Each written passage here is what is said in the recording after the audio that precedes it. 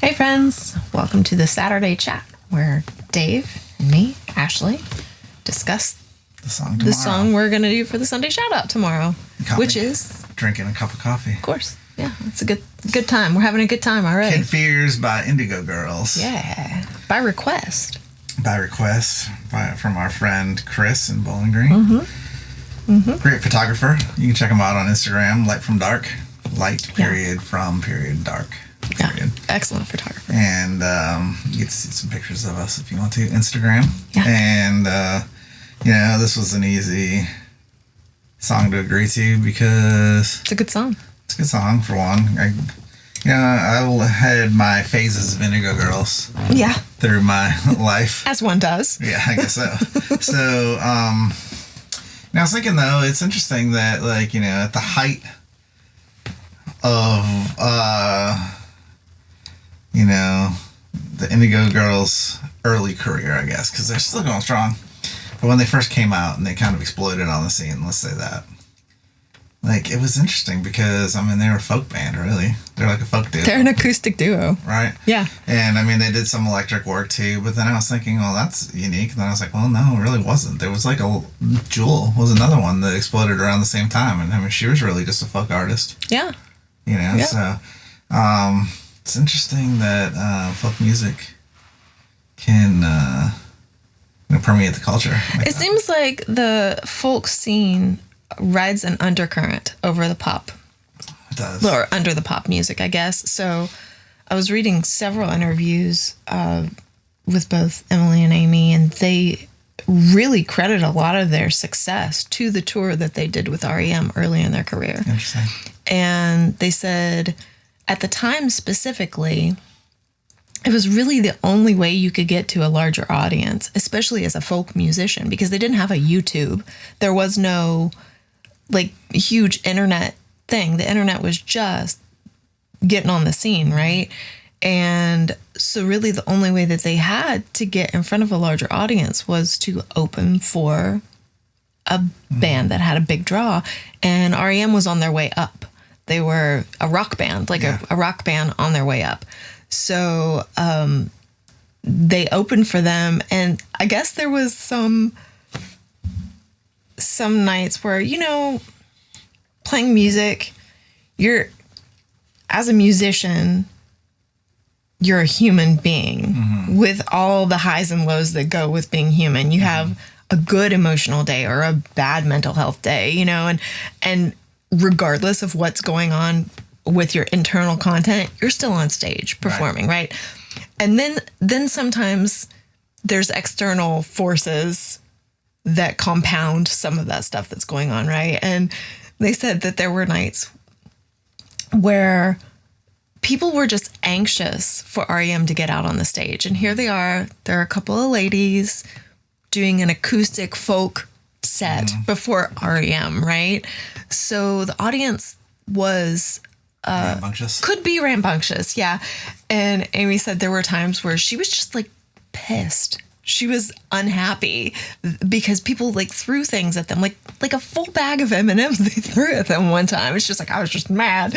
And she said that Kid Fears, this song specifically, served to tame the crowd if they were getting rambunctious, because Michael would come out and sing it with them. Oh, yeah. And that would serve to sort of just simmer everybody back down. It's funny because, I think I like the Indigo Girls more than REM. I like them quite a bit. And also, this is also one of my favorite Michael Stipe performances. His voice blends so well with theirs. Yeah, it works so well. It's really quite lovely. It's when I first heard it, I think I probably gravitated more to his performance in this song than any other songs. I was never a huge Michael Stipe REM fan, actually. But, I do like some of their songs, of course. Mm-hmm. And I do think it's interesting that, in order to be very successful, you have to also have a lot of detractors or haters, we'll say, people that don't like what you're doing. And it's funny that as the noise becomes louder of the detractors, then also you have more and more fans speaking up for you too. Yeah.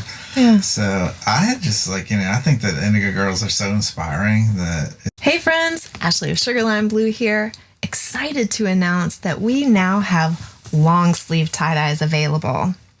If you'd like to make an order, just pop on over to SugarLimeBlue.com and we've got our merch store all set and ready to go. We'll see you there. It's like, even like the way that they met, like do you know that they've had a relationship since they met on a playground in elementary school? Yeah, I did know that. I thought it was like middle school though. I thought it was like 6th grade. Yeah. Am I wrong about that? Well, it was grammar school, so yeah. Okay. I mean, I don't know where you went to school, but like elementary school for me was through 6th grade. Oh, see. So. No, you went to one of those posh elementary schools. No, 6th grade was the beginning of middle school for me. All right. I'm curious to know this because later on they switched our middle school. And I think it's like a population thing, really, like how many kids can fit in the school. Oh, okay. So it's like, because it's not a matter of like elementary or middle or high school, but so when I went to school, middle school was 2 years. Mm-hmm. But basically, I mean, they couldn't fit any more grades in the elementary school, or I think they would have just divided it into elementary and high school.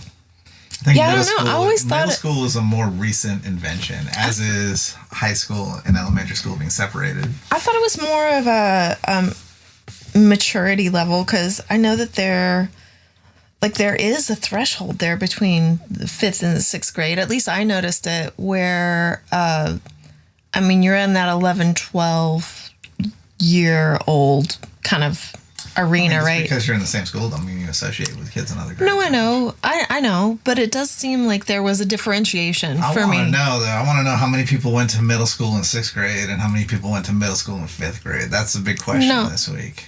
In 7th grade. 6th or 7th, yeah. When you were in 6th grade. That was middle school for elementary school or middle school? What about you? I was in elementary school. You were in elementary school still. Okay. Mm-hmm. And then I went to middle school in 7th grade. So I just matured faster than you. Yeah, exactly. And it's a common fact that women mature faster than men. I'm still not mature. I don't know. I think we all just kind of do our own thing. We all just people at our own rate. Yeah, so anyways, to have a relationship that started in 6th grade, whether that was elementary or middle school. Yeah, to start it in grade school, we'll say. In their young adulthood. And carry on until childhood. Yeah. Later adulthood. Yeah. That's a beautiful thing. Yeah. It's inspirational. Yeah. Well, I just noticed I've seen the advertisements for it. They just played with Melissa Etheridge out here in Nashville at the Ryman. So they're still hard at it, still road dogging it. Yeah. So they're, just amazing. I think it's really amazing. Yeah. Inspirational to me and so many other people probably. I think that they're one of the groups that I feel like their music is musical poetry. Yeah. I feel like I think folk music has that feeling a lot, and if we hadn't just got off of 2 side quests of doing like a Rain side quest and a Tucson like side quest, I'd probably be petitioning for an Indigo Girls side quest. I'm not opposed. However, I think with the stuff coming up, this fall, and we have a lot of songs that a lot of people have requested that I would like to get to. We might need to get on that. So I think that maybe we won't visit the Indigo Girls again for a little bit, but let's see. You never know. Get those requests in, because then we can make excuses to visit them again. Yeah. What's your favorite Indigo Girl song? Well, this one right now. You know how it is. Like you kind of create a relationship. When I learn a song, it's more personal.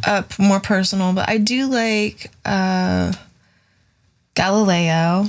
Galileo's probably been one of my favorites, but this has also been my favorite for a long time. It's a toss-up, really. I think Closer to Fine was one of their more recognizable ones. I know probably first hit. It got some more radio play, I think. That first album, I think they said it got to platinum eventually, and I think it's double platinum now, which is remarkable for any folk artist. There's one of them that I really enjoyed off that album that I've been listening to, and I can't remember the name of it. I'll have to update you on it later. There's some good songs out there by them for sure. Galileo probably stands up near the top for me.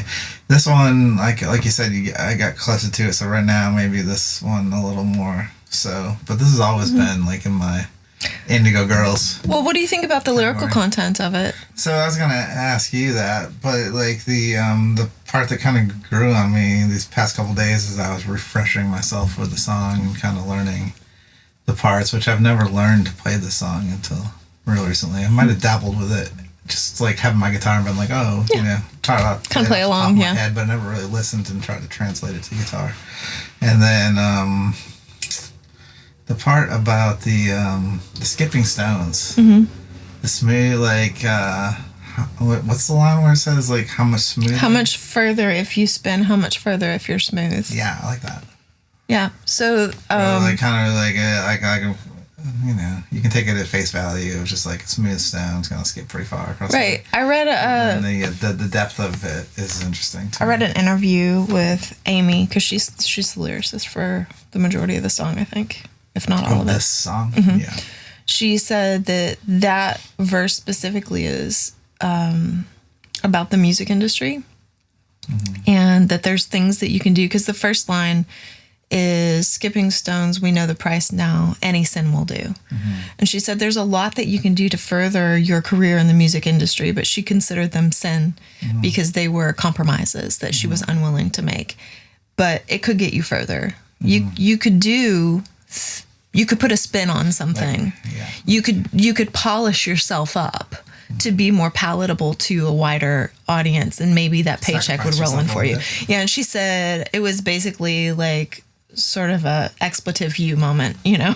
She's like, no, I'm not going to change for anybody anyhow, for any number of zeros on a paycheck. That checks out with some things that we've heard, right? Because, I mean, we've offered to be, you know, oh, you guys are very good at all these genres. You should pick one and go with it. Yeah. And, you know. Then you'd be more marketable, was the and then argument. Also, we've been offered that if you would just record a really good country song. Yeah.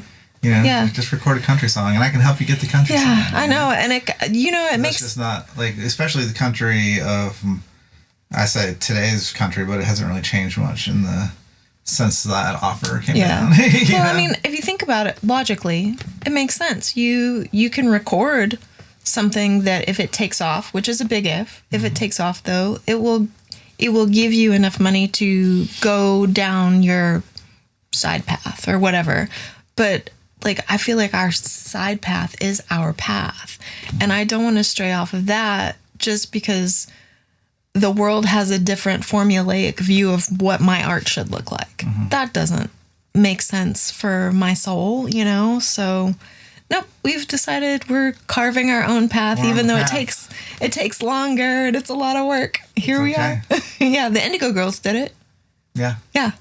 Hey, REM, you need an opener?